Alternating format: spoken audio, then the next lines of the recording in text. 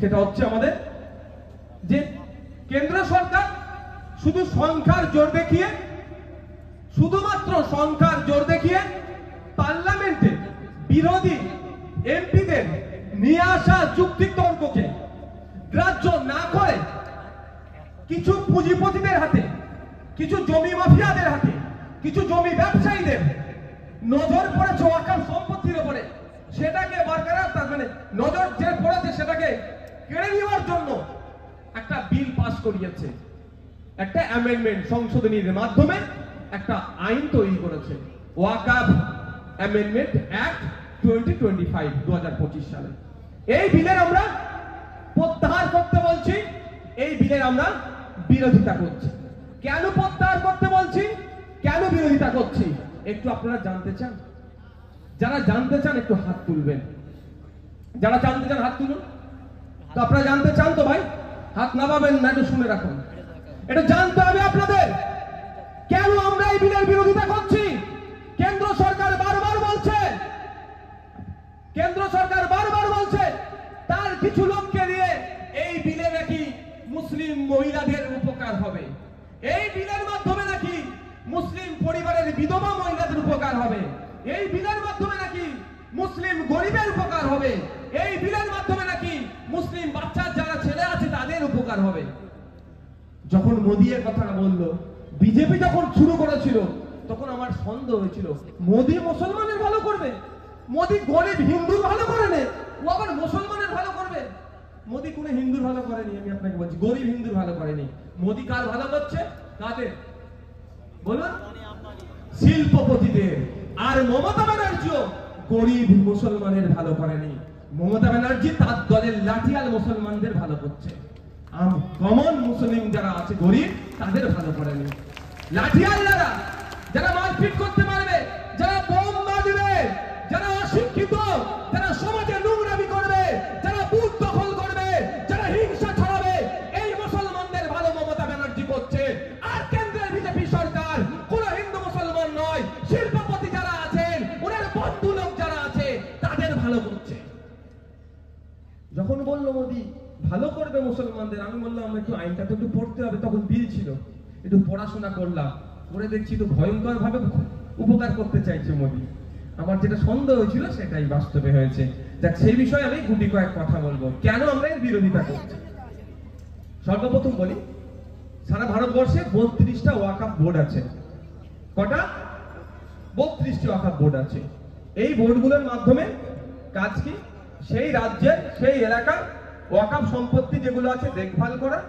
এই ওয়াকফ সম্পত্তি দেখভাল করার জন্য ডাইরেক্ট ম্যানেজমেন্ট যেগুলো নাই, যেগুলো মতোয়াল্লি দিয়ে আছে, তার থেকে 7% ইয়ারলি যে রেভিনিউ আসবে তার 7% ওয়াকফ বোর্ডে আসবে। ওই 7% এসে কি হবে? জমা হবে। ওই জমা হওয়া 7% গুলোকে নিয়ে এক জায়গায় করে মুসলিম মহিলাদের বিবাহের জন্য খরচ করবে। আমার মনে হয় লাস্ট 15 বছর আমাদের পশ্চিমবাংলার ওয়াকফ বোর্ডের মহিলাদের জন্য 1 টাকাও খরচ করেনি। এটা এদের দোষ। তারপরে ওয়াকফ বোর্ডটাকে তুলে দেবো কি ভাই? হতে পারে? ওয়াকফ বোর্ডের ক্ষমতা কেড়ে নেবো, এটা হতে পারে? আজকে যারা চালাচ্ছে তারা চোর ডাকাত, তাই জন্য দেয়নি। কালকে বিশ্বজিৎ দা, নওশাদ সিদ্দিকীরা ক্ষমতায় আসবে, এই সঞ্জীব বাবুরা ক্ষমতায় আসবে, তখন যেটা প্রাপ্য তাদের বুঝিয়ে দেবে। তা বলে আপনি বোর্ডই তুলে দেবেন, বোর্ডের ক্ষমতায় তুলে দেবেন? 7% রেভিনিউ আসতো, সেই টাকা থেকে কি হবে? গরিব বাচ্চাদের পড়াশোনার জন্য স্কলারশিপ দেওয়া হতো। সেই টাকা থেকে আনুষঙ্গিক সমাজ গঠনের জন্য সমাজ কল্যাণমূলক কাজ হতো। ওয়াকফ বোর্ডের এই 7%। মোদী এসে আপনার ভালো চাইছে, ভালো কথা। নতুন যে আইন করেছে সেই আইনে বলেছে 7% এর পরিবর্তে 5% ওয়াকফ বোর্ডকে দিতে হবে। ভাই, ওয়াকফ বোর্ড দুর্বল হলো না শক্তিশালী হলো? 100 টাকায় 7 টাকা জমা হতো, এই 7 জমা হয়ে হয়ে হয়ে হয়ে যে টাকাটা থাকতো সেই টাকা নিয়ে কি হতো? স্কলারশিপ দিত বাচ্চাদের, মহিলাদের বিবাহের জন্য দিত, আরো আনুষঙ্গিক কাজ হতো। এখন 100 টাকায় 5 টাকা জমা করতে বলছে, তাহলে টাকা বেশি হবে না কম হবে? বলুন, কম হচ্ছে। তাহলে কাজ কম হবে না বেশি হবে? তাহলে মোদী আপনার ভালো করলো? মোদী যদি আপনার ভালো চাইতো তাহলে বলতো, আর যদি 7-এর পরিবর্তে 14 যদি হতো, আমি এই স্টেজ থেকে মোদীর বিরোধিতা করতাম না, আমি মোদীর গুণগান গাইতাম। কারণ 100 টাকায় তখন 14 টাকা জমা হবে। 7-এর পরিবর্তে মোদির দরকার কি ছিল? 14 করা, তা না করে 7-এর পরিবর্তে 5 করেছে। এই উপকার আপনার করছে, উপকার নয় অপকার করছে। আগে ছিল আইনে 1995 সালে যে প্রিন্সিপাল অ্যাক্ট ছিল ওয়াকাফের, সেই আইনে বলা ছিল ওয়াকাফ সম্পত্তি নিয়ে কেউ দুর্নীতি করলে তার 2 বছর পর্যন্ত জেল হবে।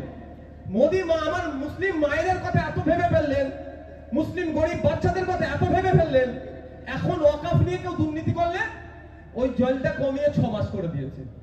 তারপরে ওয়াকাফ তোরা চুরি কর, তোরা জেলটা কম হবে, মানে বুঝতে পারছেন?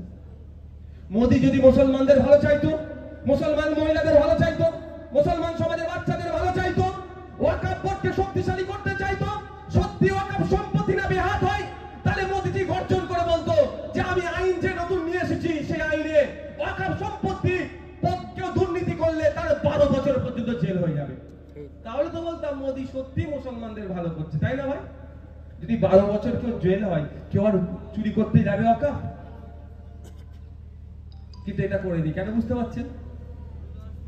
মানে ওর বন্ধু লোককে দিয়ে চুরি হয়তো করাবে, এই মানে যত পারবে সমস্যা তৈরি করে। তার আমি কিছু কথা বলবো, তার আগে একটা জিনিস আপনাদের ক্লিয়ার করি। একটা বাজে প্রচলন আছে বা মিথ্যা প্রচার করা হচ্ছে কি, যে ধর্মনিরপেক্ষ রাষ্ট্র মুসলমানদের ধর্মীয় সম্পত্তি রক্ষণাবেক্ষণের জন্য আইন আছে, হিন্দু ভাইদের কেন নাই? এটা কিন্তু একটা ভুল বার্তা ছড়ানো হচ্ছে। হ্যাঁ, একটা ধর্মনিরপেক্ষ রাষ্ট্র, যে সংবিধান তৈরি হয়েছিল, এই সংবিধান